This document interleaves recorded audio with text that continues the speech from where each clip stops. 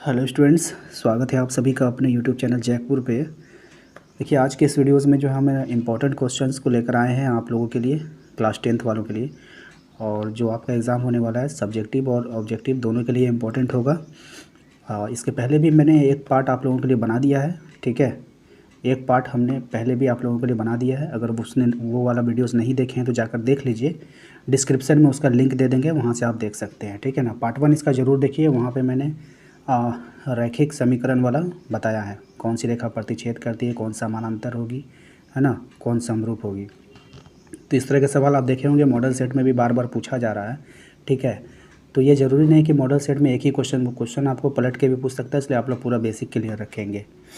तो चलिए स्टार्ट करते हैं। आवाज़ थोड़ा सा डाउन होगा, तबीयत ठीक नहीं है, इसलिए थोड़ा सा आप लोग भी कंप्रोमाइज़ कीजिएगा, ठीक है ना, आवाज़ के साथ। तो चलिए स्टार्ट करते हैं। देखिए, सबसे पहले जो है ना, आपको इसमें दिए गए ये सब ऑब्जेक्टिव में आपसे पूछा जा सकता है कि सभी वृत्त डैश होते हैं, सर्वांगसम होगा या समरूप होगा, ठीक है। तो देखिए, वृत्त जो होता है ना, हम लोग ट्रिक से याद करेंगे इसको, ठीक है ना, समझ रहे हैं, ट्रिक से याद करेंगे। तो ये जो वृत्त है आपका, आप देख पा रहे हैं, चाहे हम कैसा भी वृत्त खींचे, छोटा खींचे, बड़ा खींचे, आपको नहीं लगता सब एक जैसा है? लग रहा है ना, सबका मुँह एक जैसा है, सबका बदन हाथ एक जैसा है। तो जब कोई सब एक जैसा होगा तो उसका रूप समान हो जाएगा। बोलता है ना इंसान, अरे एक रंग रूप समान है ना, रंग रूप समान है। तो जो एक जैसा दिखने में लगेगा तो होगा ही समरूप। तो सभी वृत्त क्या होंगे? समरूप होंगे, ठीक है। याद रहेगा आपको, बस एग्ज़ाम तक याद रखिए, आपका काम हो जाएगा। अब देखिए, अगला सवाल है हमारा, सभी वर्ग क्या होते हैं?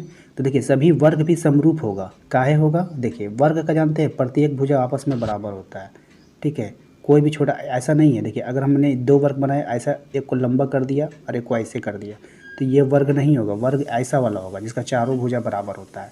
तो जिसका सब कुछ बराबर होगा तो समरूपे न कहलाएगा, एक ही रूपरेखा वाला कहलाएगा। कि अगर सब कुछ क्या है, बराबर है, तो ये क्या हो जाएगा? समरूप हो जाएगा, ठीक है। दूसरा भी याद हो गया आपको।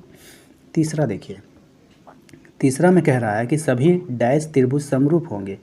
अब हम लोग को एक बात बताइए, समरूप होना चाहिए, समरूप का मतलब क्या बताया अभी आपको? ओकर रूप रंग सब एक जैसा, यानी दिखने में एक जैसा लगना चाहिए।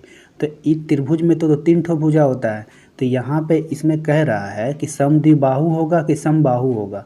द्विबाहु मतलब दो ठो भुजा बराबर होगा, एगो बड़का हो जाएगा। और समबाहु मतलब होता है तीनों भुजा बराबर होगा। अब इसका आंसर आप लोग दीजिएगा कि बताइए इसमें समरूप होगा कि समबाहु होगा। अब हमको बताने का ज़रूरत ना है, हमने दो सवाल में आपको समझा दिया कि समरूप मतलब क्या होता है, जेकर सब कुछ बराबर लगे, सब कुछ एकदम देखे में सेम लगता है, ठीक है ना। तो आपको बताइए कि ये जो समद्विबाहु त्रिभुज ईठ है, ठीक है, इसका दो ठो भुजा बराबर होगा और तीसरा भुजा बराबर होबे नहीं करेगा।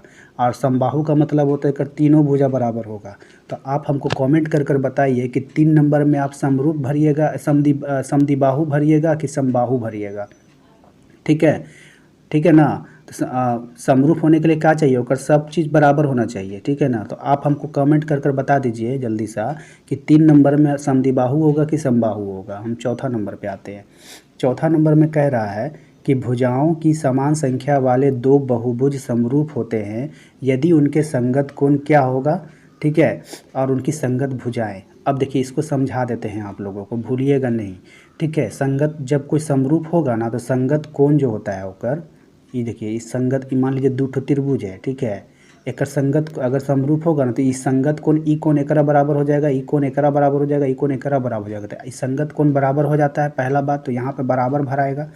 उनकी संगत भुजाएं, ये जो भुजाएं हैं, ये भुजा इस पर और ये भुजा इस पर और ये भुजा इस पर पूरी तरह सेट हो जाएगा। यानी ये वाला फोटो को उठा करके अगर एकरा ऊपर रख दीजिएगा तो दोनों सेम हो जाएगा, एकदम फिट बैठेगा। तो उसी को बोलते हैं हम लोग समानुपाती हो जाएगा, यानी एक अनुपात में, एकदम एक ही अनुपात में वो रहेगा। जो अगर ये 2 सेंटीमीटर है तो 2 सेंटीमीटर, ये 3 सेंटीमीटर तो 3 सेंटीमीटर, 5 सेंटीमीटर तो 5 सेंटीमीटर। लेकिन ये क्या है? एक ही कहा जाता है समानुपाती, यानी समान अनुपात में रहेगा, ठीक है। समझ में आ गया आप लोगों को, ठीक है ना।